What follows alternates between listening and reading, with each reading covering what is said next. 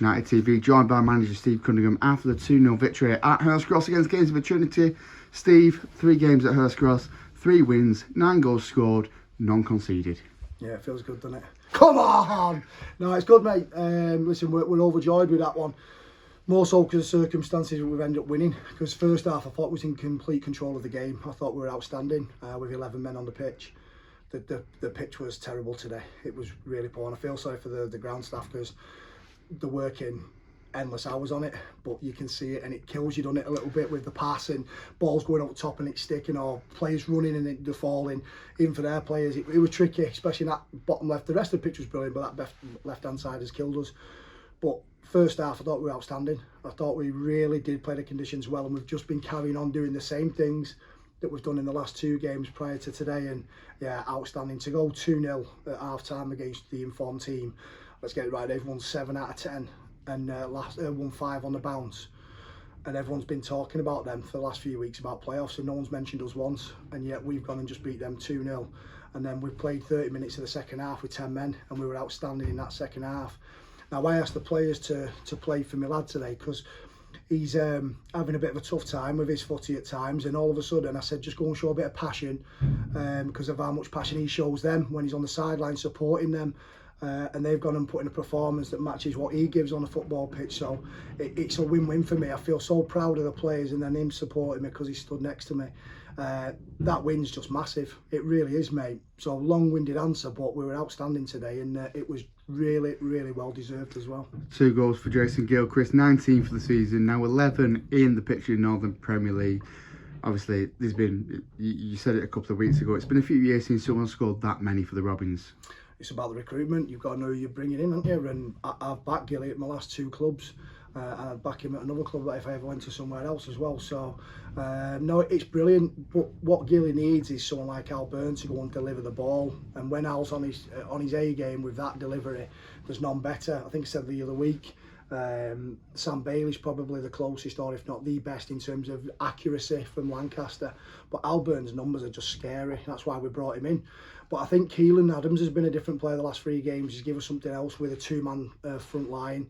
But I just think overall, Sam Baird coming back into the team, Cooper, you know, I do my own work, and the last 2 penalties, I've studied the penalty takers, and I've been confident where they were going, and they can always change it, but I've said to the keeper, you go the way I tell you to go, and if they go the opposite, it's on me. Don't look for any signals, don't second guess, just go the way I'm telling you to go. And the last 2, he's pulled out 2 amazing saves. I'm not taking credit for it, but I am. But it's an unbelievable save, and you know, everything that Cooper's come and done today, he's keeping out one of the best keepers that I'm ever going to work with in Luke Simpson. His career speaks for itself, but I think with Coops, he's come in, we've done it till the end of the season, and on those performances you can see why. But yeah, Jason Gilchrist, unbelievable, mate. He doesn't get the credit he deserves. He goes about his business. He looks lazy at times. He looks like he can't be bothered. That's what people say.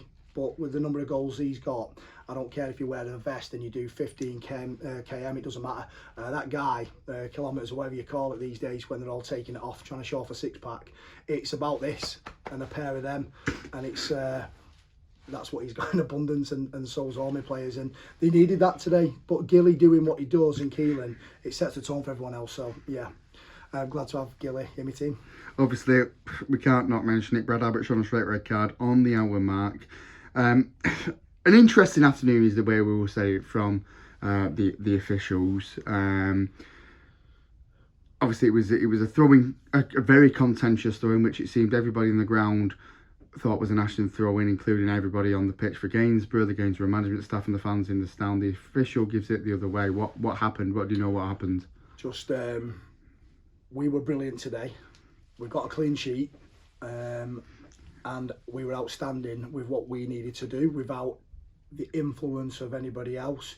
If we wouldn't have got the scoreline, I'd probably say a lot more, but there's no point on getting in any trouble, and just simply say that we did it the hard way today, regardless of who was in the middle. I will say, by the way, the liner on our side is the best official I think I've ever seen at this level of football. And he's a young lad as well, by the way.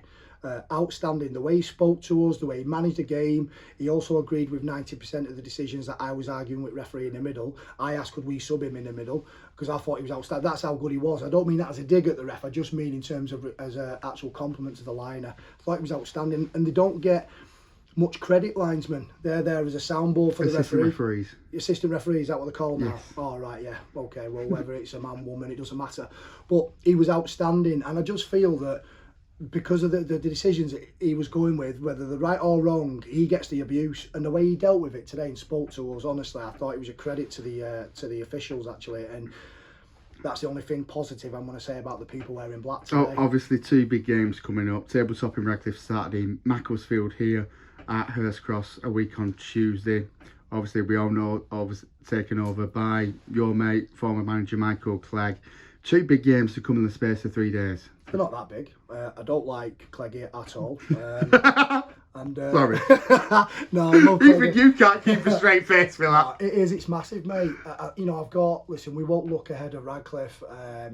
Listen, I get on well with Bern and Jono as well, and we speak quite a lot, and they've been good sound advice boards for me as well over the last few seasons, and everyone knows I'm trying to chase them for what they've won in the game and what they've done. And you look at what they've done this season, and they get a lot of grief, Bern and Jono, because sometimes they are outspoken. It's them against the world. But they've put themselves on a platform to be shot at. But what they've done this season, they've ran away with it, and they've got a right to be where they are. They've been the best team in the league since day one. I don't think they've left the top of the table. I don't think that's happened in years, if it's ever been done. And if they don't go on to win it, it would be criminal. But we want to dampen their spirits and just delay it a little bit because everyone says it's inevitable. They've still got to get over the line. But we're confident we can go to Radcliffe and give them a game like we did here when we played them earlier on in the season. But it's a tough test, and we've just got to match our levels of what we've been doing in the last 2-3 games. If we can come away with a result at Radcliffe, it sets up a game then on the Tuesday against my mate, who, you look at what Macclesfield is as a football club, it's a monster. And listen, we don't get to say it in open forums, but a massive congratulations to the football club on what they did last weekend in the FA Trophy. An NPL Premier team being in the semi-final of the FA Trophy. I don't know when that happened in the last few years.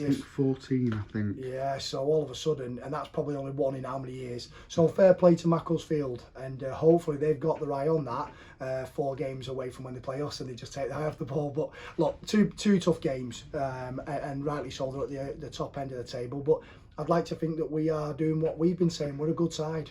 We've lost 3 now in 22 games. So we're a good side. We're as good as Macclesfield on our day, and we're as good as Radcliffe, but you've got to produce. They've produced more than we have over a consistent basis. That's why they've got their points and we haven't. So big week, looking forward to it. Then we've got, I think, Whitby on the Friday. So it comes thick and fast after the Tuesday. Again, another tough game with Nathan's team. And then the big one for me, FC United on the bank holiday. You just look at it and go, oh, the number of games we've got in a short space of time. The dressing room I've got in there, that they're going to get us through this, and that's the week, I think. Well, sorry, not a week. The 10 days are going to determine if we're going to be in that playoff race, and I truly believe we will be.